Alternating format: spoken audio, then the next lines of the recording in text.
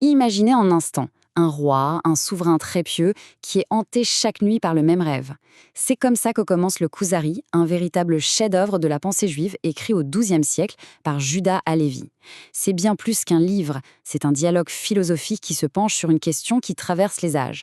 Comment trouve-t-on la vraie foi? Alors, on va suivre ensemble ce roi dans son incroyable quête de vérité.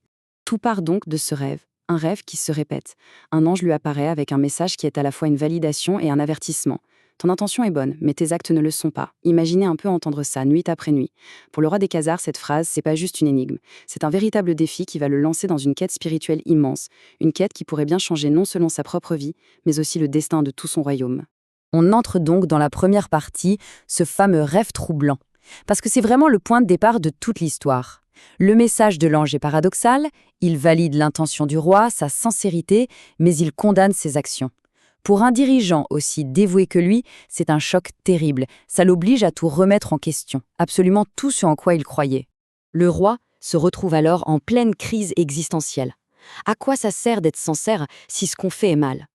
Il prend conscience qu'il doit exister une bonne façon de faire, une seule voie qui soit vraiment la bonne aux yeux du Créateur. Sa mission devient alors limpide. Il doit trouver cette voie. Et pour y arriver, il décide de consulter les plus grands esprits de son temps. Et c'est là que la quête commence pour de bon.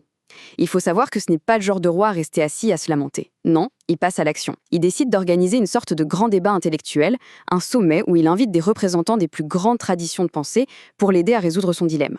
Alors, qui convoque-t-il à sa cour? Il y a 4 experts.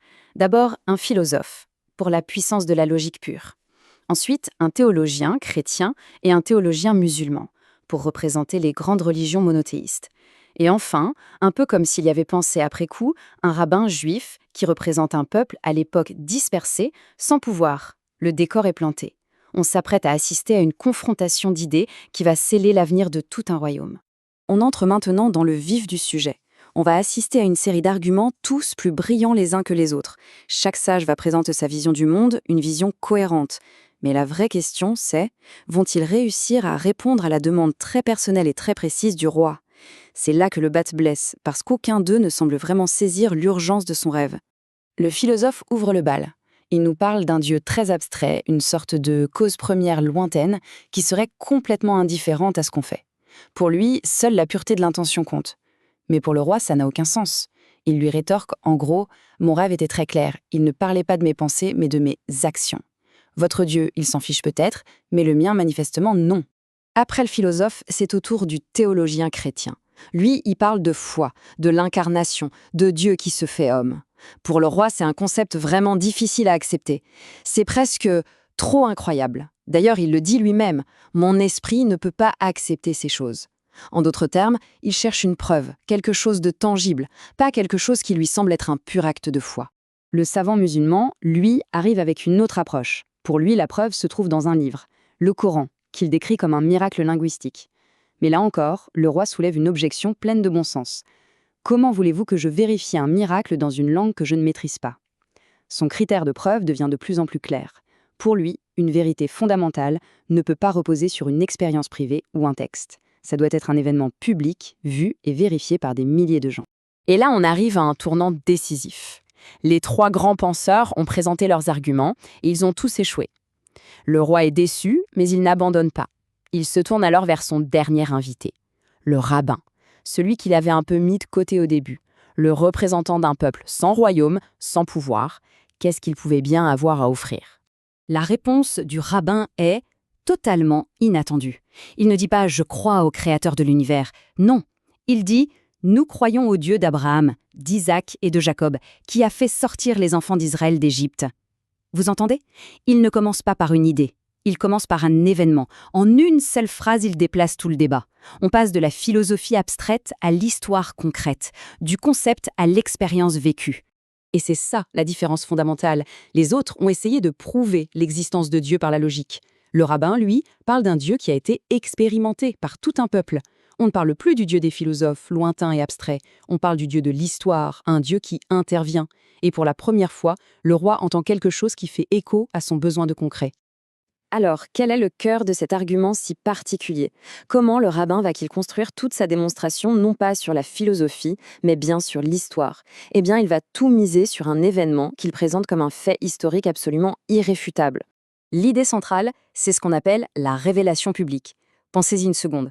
La plupart des religions sont fondées sur la vision d'un seul homme, un prophète, qui reçoit un message en privé. Le rabbin, lui, propose quelque chose de radicalement différent. Il affirme que le fondement de sa foi, ce n'est pas une expérience solitaire, mais un événement de masse, la révélation au mont Sinaï, à laquelle toute une nation avait assisté. Et attention, le chiffre qu'il avance est tout simplement colossal. 600 000 hommes. Et ça, c'est sans compter les femmes et les enfants. Imaginez une foule de cette taille. D'après le rabbin, il est impossible de convaincre une assemblée aussi immense qu'elle a vu et entendu quelque chose, si ce n'est pas vrai. On ne peut pas fabriquer de toutes pièces un souvenir national d'une telle ampleur. Voilà donc les piliers de l'argument du rabbin. On n'est pas dans la logique pure, mais dans une expérience partagée par une nation. Ce n'est pas un secret, c'est un événement public. Et ce n'est pas une histoire inventée, mais une tradition transmise de génération en génération sans interruption. La foi ici n'est pas une opinion, c'est un souvenir collectif. C'est exactement le genre de preuve tangible que le roi cherchait depuis le début. Et finalement, l'argument du rabbin a convaincu le roi, qui s'est converti. Mais l'impact de cette histoire va bien au-delà de ce simple récit. On va voir maintenant pourquoi le Kuzari est devenu une œuvre aussi fondamentale, une œuvre qui a marqué la pensée juive pendant près de 1000 ans. Ce qu'il faut vraiment retenir, c'est qu'en choisissant d'ancrer la foi dans l'histoire d'un peuple, plutôt que dans la pure rationalité ou dans une révélation isolée, Judas Lévi a proposé une défense du judaïsme qui était incroyablement novatrice pour son époque. Et c'est cette approche si particulière qui a assuré à son œuvre une telle longévité. Et tout ça, ça nous laisse avec la question fondamentale que le Kuzari nous pose à tous. Est-ce qu'une mémoire historique, même partagée par des millions de gens, peut être la preuve ultime de la foi? Autrement dit, est-ce que la vérité se trouve dans des idées universelles ou dans des expériences uniques et particulières? C'est la question à laquelle le roi a dû faire face, et c'est une question qui, des siècles plus tard, continue de nous interpeller.